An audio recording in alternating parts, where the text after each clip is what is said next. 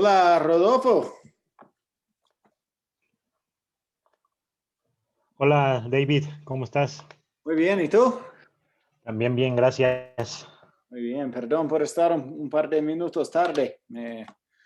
Estaba haciendo un par de quehaceres y todo demoraba demasiado. No hay ningún problema. Muy bien, ¿solo tú? Eso parece. Okay, bien. Well, let's switch over to English, yeah? You want to practice some English? Of course. Good, good. Well, how can I help you today, sir? Uh, what is the difference between sick, illness, and disease? Sick is an adjective. So a person can be sick. I am sick. I don't feel good. I am sick. Disease and illness are both nouns. So you can have an illness, right? You can't be illness. You can have an illness. It's a noun, right? And same with disease. Disease and illness, as far as I know, they're pretty much the same thing. For example, una enfermedad. Okay, I read a sentence and I remember that say my father was ill. Ill is an adjective. Ill can be like sick. But illness is something, you can feel ill because you have an illness. Okay, but what is the difference, for example, with sick and ill? Is the same? Pretty much, I would say so. I think it's much more common to say sick. We don't say ill Sick, very yes. much, right? Like, but you can technically say both. I feel sick. I feel ill. They're both interchangeable. Okay. Okay, and illness and disease are similar? An illness and a disease are very similar. I'm not a doctor, so I can't tell you exactly what the difference is between an illness and a disease. To me, disease sounds a little bit more serious versus an illness is, like when you catch a cold, you get the flu, you just have to kind of stay home. You're not feeling well, so you do things to try to feel a little bit better. Whereas a disease, I think, is a little bit more serious. You need medical treatment for a disease. You need medicine or antibiotics or, like cancer. I think cancer would be classified as a disease versus an illness. It's a little bit more serious. I think in my head, that's what makes sense to me. Again, I'm not a doctor, so I don't know 100%, but okay. Disease sounds more serious to me. Disease, okay. Good. Okay. For example, I have another question. Okay. Pretty, pretty, very, and it's the similar? Pretty and very? In certain aspects, right? Because pretty can also mean beautiful. Pretty, beautiful, gorgeous, those are adjectives. But the way that you're saying it, it can also be interchanged with very. In most circumstances, I hate to say all of the time because there's always exceptions, but for example, you could say, I feel very hungry. I feel pretty hungry. It's interchangeable in that situation. For example, busy today. I am really is the same? Really in that situation as well. I'm really busy. I'm very busy. I'm pretty busy today. You can say all three of those. Okay. And the meaning are so similar. In that situation, they're similar. They also have different use cases. Like really can also be used like if you don't believe somebody, if you are incredulous, right? Right. Hey, Rodolfo, I just won $20 million in the lottery yesterday. Really? And in that situation, it's like saying, "Verdad?" Right? Like, is that the real truth? Really? It And can translate you can't that. use very in that situation. You cannot Yes, of use course. pretty in that situation. That would be more like saying really. So in one aspect, they do have similar uses in terms of modifying adjectives to add a little bit more emphasis. But then independently, the three words can be used differently as well. And for example, it is correct to say I am pretty, pretty pride or so pride or very pride. Very what? Very pride, so pride, orgulloso. Proud. Proud, pardon, proud, yes, proud. I'm very proud. I'm really proud. I'm so proud. I'm pretty proud. It would sound funny to say I'm pretty proud in that situation, but you could. I'm pretty proud of them. I think just because of the double P, it would sound funny to say pretty proud, but. And so proud is correct to say? Yeah, and then if you use so, that's more of an exaggeration too. That's a little bit more of an exaggeration, right? So is more like saying, Okay. estoy tan orgulloso. And typically, you can use it independently, right? I'm so proud of my son for learning how to read, right? Okay, okay. Good, good. Because sometimes I read some articles and I look at the structure and sometimes use pretty, sometimes use really, and other time use so. Those are really confusing words because they're very similar in meaning, and at the same time they can be used differently as well. And so that's why they're very confusing. You're right to be confused. And for example, I am practicing to an interview English. For example, in my experience, I was on charge of a cleaning area. In charge of. In charge of. Okay, in charge of. And for example, I was in charge of a cleaning department, security department, and delivery department, and other areas. And it is correct to say I was in charge of the facilities areas. I was in charge of the facilities. I would just say I was in charge of the facilities. I wouldn't say area. Of the facilities only. I would just say I was in charge of all. I was in charge of all. I mean, you could say all areas of the facilities, but it sounds a little redundant to me because the facility is the area, right? Like they're kind of synonymous. Okay, and only it is good if I say I was in charge of the facilities, only of the facilities, and then explain the other areas. You could give a little, like if you just wanted to add a little emphasis to make it sound a little bit more all-encompassing, say I was in charge of all areas of the facilities, but it sounds sufficient to me just to say I was in charge of the facilities. But if there are like different area, like if there are different departments or something that you're trying to include or make it sound more, like I said, it can sound a little bit more important, I guess, to say all areas of the facilities. I was in charge of all areas of the facilities or all aspects of the facilities.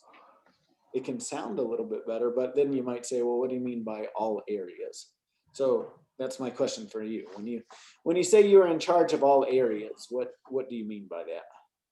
What are the different areas? For example, the other areas was biomedical engineering, was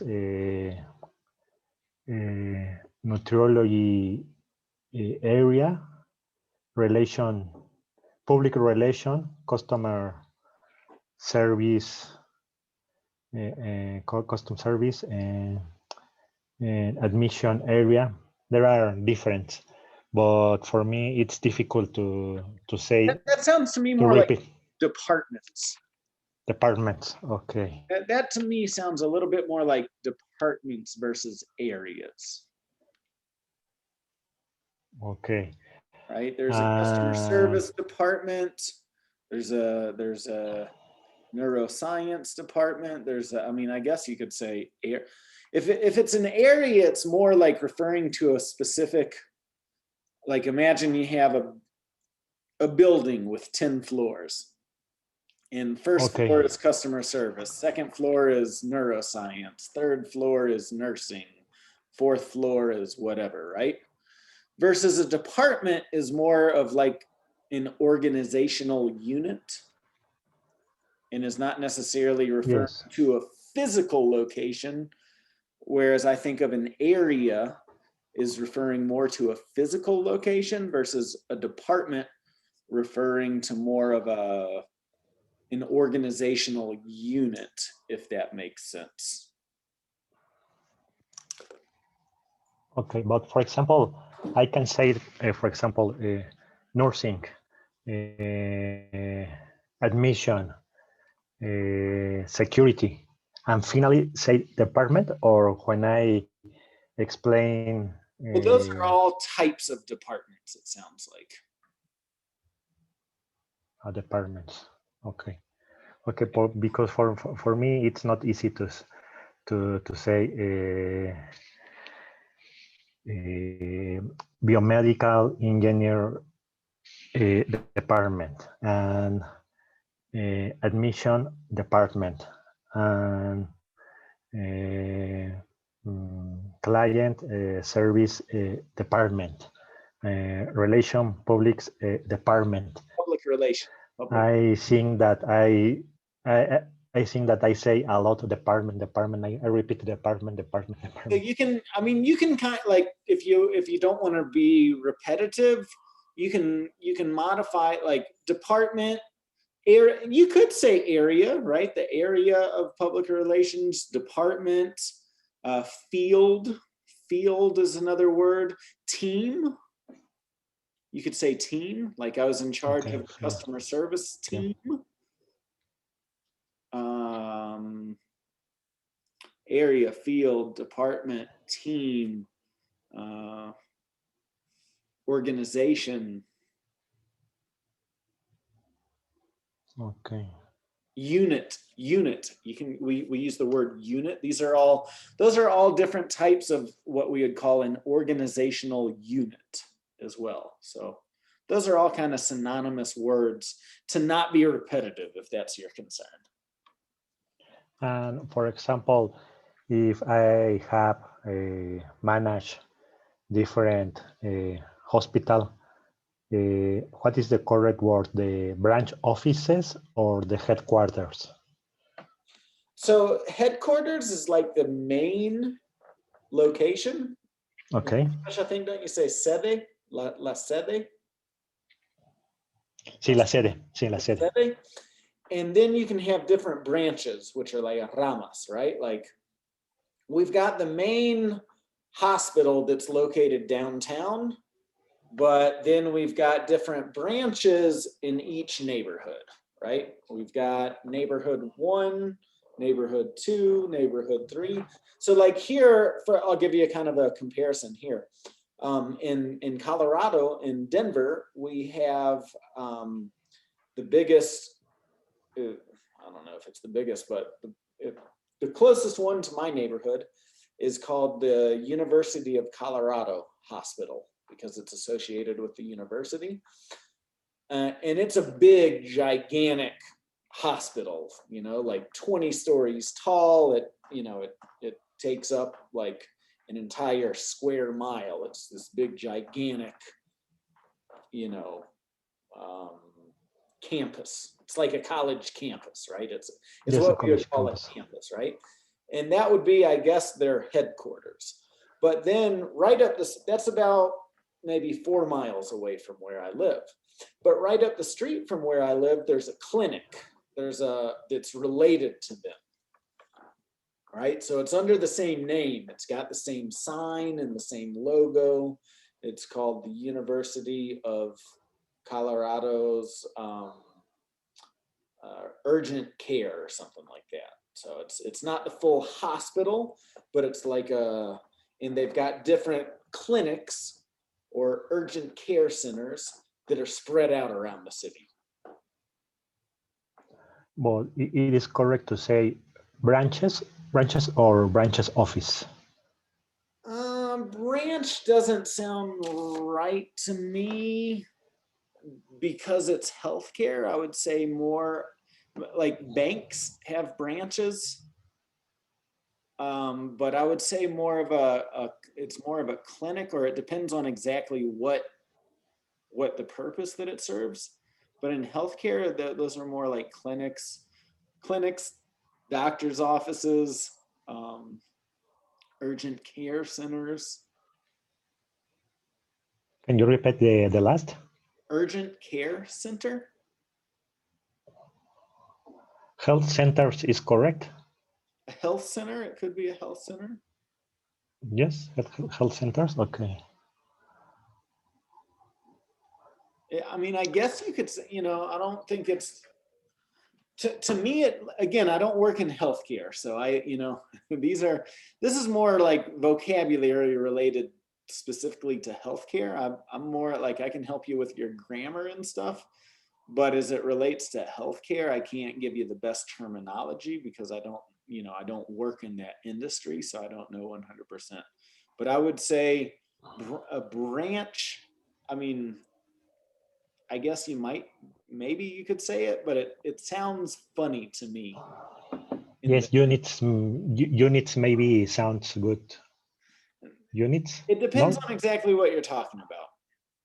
For example, in Spanish, say sucursales. Un laboratorio con 12 sucursales, que tiene 12 sucursales. ¿Y qué es un sucursal?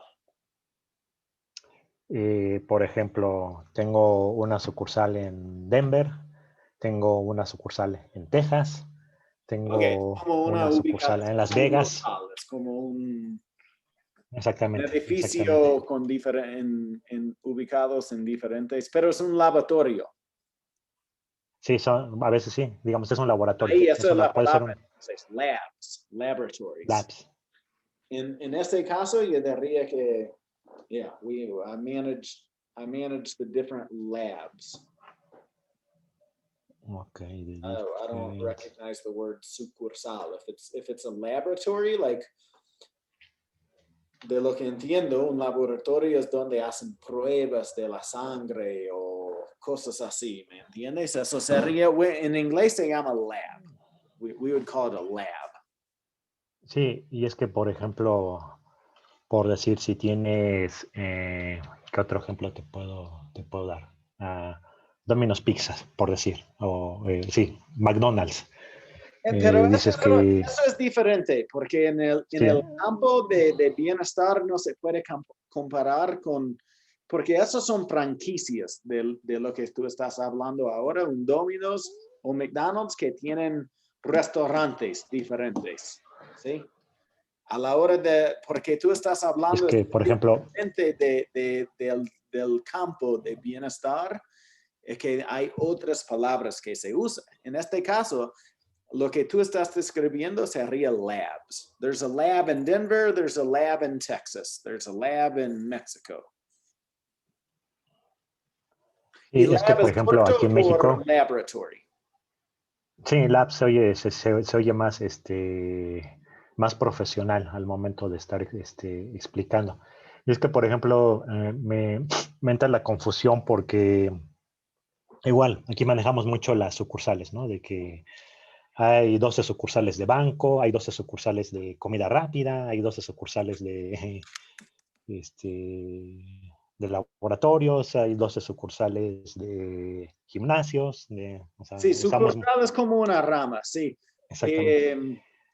Pero para mí una rama, un sucursal, una rama suena más con un bank. Ahí se llama con la industria, porque depende de la industria, que hay palabras, hay ciertas palabras que se usan según la industria. Y tú estás en el campo de bienestar, hablando de laboratorios en inglés. No estoy diciendo que no tampoco, porque realmente no sé. Yo no, como digo, no trabajo en bienestar. No soy doctor, no trabajo para un hospital. Para mí, fuera del campo, me suena raro decir que, bueno, we have a branch in Austin. We have a hospital branch in Austin. Si es un laboratorio, sería we have a lab in Austin. ¿Me entiendes? Si es un hospital, we have a hospital in Austin. Si es una clínica, we have a clinic. ¿Me entiendes? Dependiendo de exactamente lo que es, se usa así. Y tampoco para mí, por ejemplo, un sede normalmente refiere a una oficina corporativa. Por ejemplo, la sede de McDonald's está en tal ciudad, pero ahí no puedes comprar una hamburguesa porque solo ahí es donde trabajan los directores y contrajes y oficinistas, ¿y me entiendes?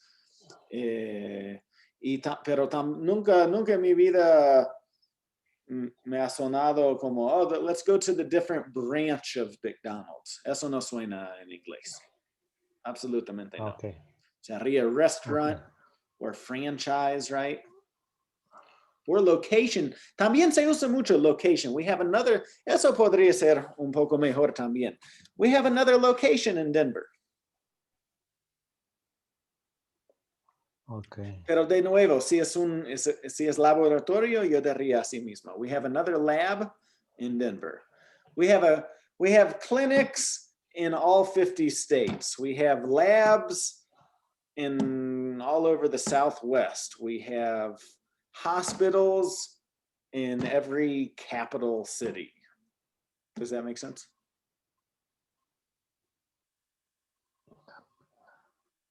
So if you're trying to say something like, I oversaw the operations of, ¿en dónde tú vives, Rodolfo? ¿En cuál ciudad vives? En Ciudad de México. Ciudad, sí, bueno, por decir, I oversaw all of the operations of the Hospital of Mexico City. And I was also in charge of the different labs and clinics and other hospitals related, other related hospitals that were spread out through the state of Mexico and all over Mexico, right? Hospital Mexico City also had a hospital in, whatever neighboring cities, as well as we had labs in every state. Okay, you said spread over Mexico City? Yeah, that are spread around. Spread around. Okay. Sí, spread es como cuando tú tienes pan y quieres ponerle mantequilla con un cuchillo. Esta acción se llama spread.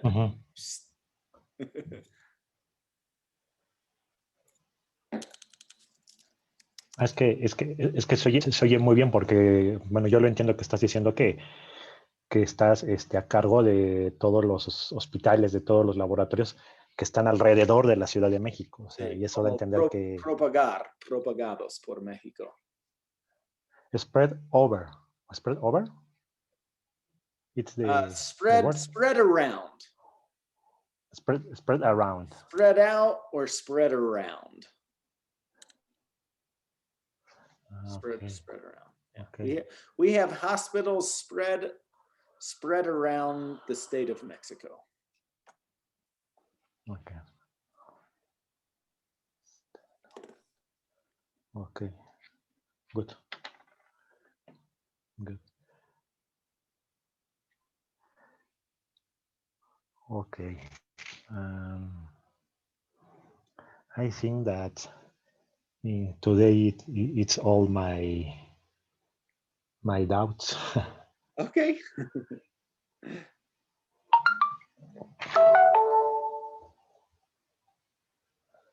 Good, good. Well, we can finish up a little bit early. So you're preparing for a job interview, it sounds like?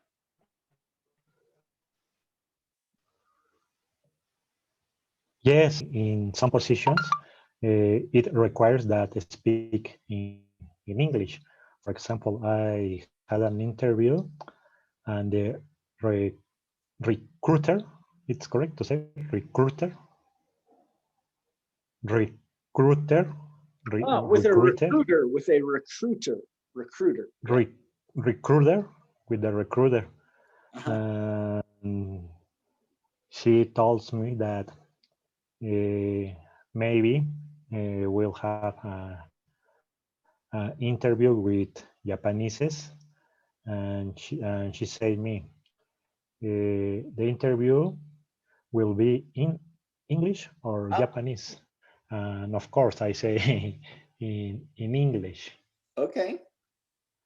For example, I think that the best is that you express yourself and you show your ideas maybe in a single language, but they they understand. Nice. But some, yes, I think I don't know what is your advice in this case.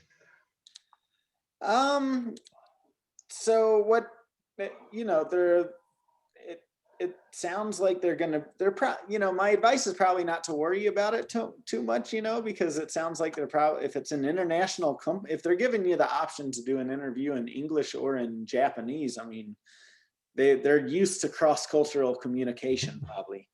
um but what I would say is we should do some classes to prepare for it. When is your interview? The recruiter uh, uh, have not have not scheduled the the interview yet. Okay. Well, what you could do, I mean, I teach, I do classes. I would say I've had other students that have hired me to kind of prepare them for job interviews and stuff. And it's just nice because in an interview, it's very hard for this type of interview because typically they want somebody that expresses confidence, that can, and you may be excellent at what you do, but because you're doing an interview in your second language, naturally you're a little bit nervous because you're doing a job interview. And then that's multiplied a little bit because you're doing it in your second language. And that can throw you off for the interview, right? So that can make it hard for you to come across as an expert that they should hire. And that's why I would say for something like this, it might be worth investing in some English classes with me so we can jump in there and just get you some more practice to build up your confidence, Yes, build up your fluency, to build up your confidence a little bit. So yes, that would be my yes. biggest piece of advice for you if you have that type of situation going on. I mean, your English is good. Okay. Your English is really good.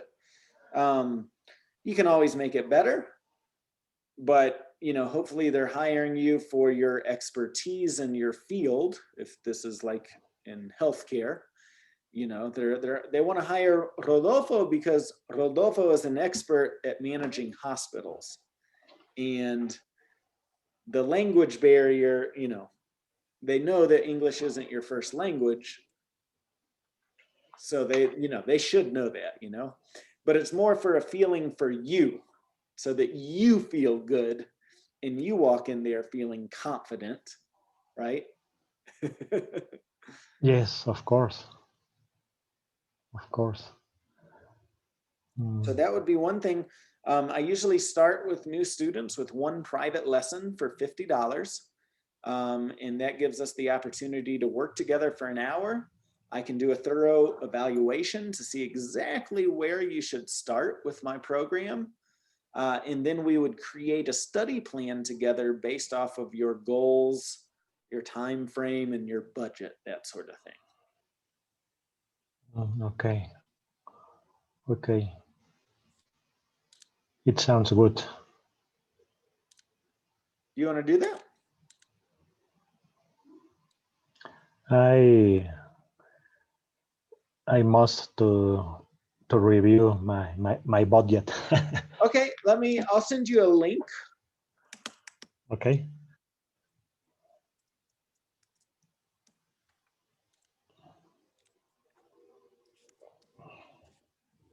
All right, so there's my link that I just shared with you. If you want to, after you check your budget, you can click on that link and you can actually schedule the class too. You pay the $50 and then it takes you to my calendar where you can actually put the class on my schedule. Okay.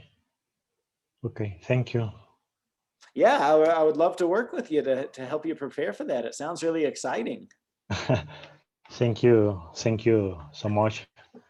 It is good to me because when I retake my English, I get nervous.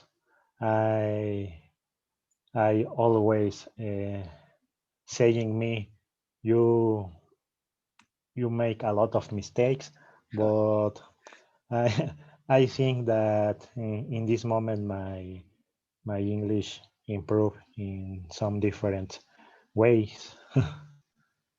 Your English is good. Your English is good. It can always get better, I've been speaking Spanish for 20 years. I'm a Spanish teacher. I teach Spanish.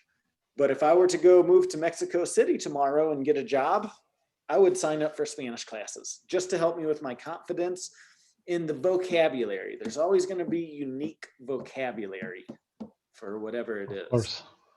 So Yes. that's why it's always good to study and study and work with a teacher to help you prepare for stuff that can do that. Yes, and it is good if the teacher is a native speaker. Yeah, it can be. I mean, it depends on for your level for going forward with improving your English. You definitely want to work with a native speaker, right? Yes, of course.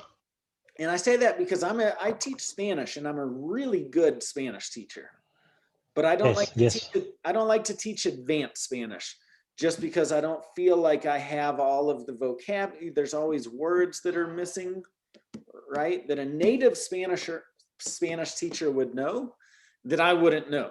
Like sucursal, right? I've never heard that word. I've never had a need to use that word before, but you would know it, right? So that's why I don't like to teach really advanced Spanish because although I'm qualified grammatically, I know the grammar inside and out, and that's kind of what qualifies someone to teach the language. But I think when you get into that level, and so like going into an advanced English class, I think it's slightly better to work with a native English teacher, just someone that can kind of answer those questions for you. Yes. Yes. Yes, because sometimes in my case I try to translate, and I think that the important is to think. And that's one of those things like sucursal, right? If you're translating it Yes. like rama, sucursal, it's branch. And that the concept that you're talking about is correct, just not for this particular industry. We don't, in English, we don't use that word the way it sounds like you use it in Spanish, right? So not to Yes. say that it's wrong, but to me, it sounds very funny to say, oh, we've got another hospital branch, right? Like Yes. that doesn't sound good to me. Not that I'm saying it's wrong, but it sounds funny. I know what you mean when you say that. I know what you mean by it, but it's just, not something that. But it sounds better if I say the 12 labs spread around Mexico City. Yep. Yes. Cool. Well, good luck with that. You've got the link there. Let me know if there's anything else I can help you with. But I guess we can wrap things up just a little bit early today. It would actually kind of help me because I've been in class since 8 o'clock this morning. And I've got class at 8:30 until 8:30 tonight. So it's a very long day for me. Okay. Thank you so much, David. My And see pleasure. you Yeah, good. next session. I hope so. All right. Thank you. Bye. Have a nice day. Okay, you too.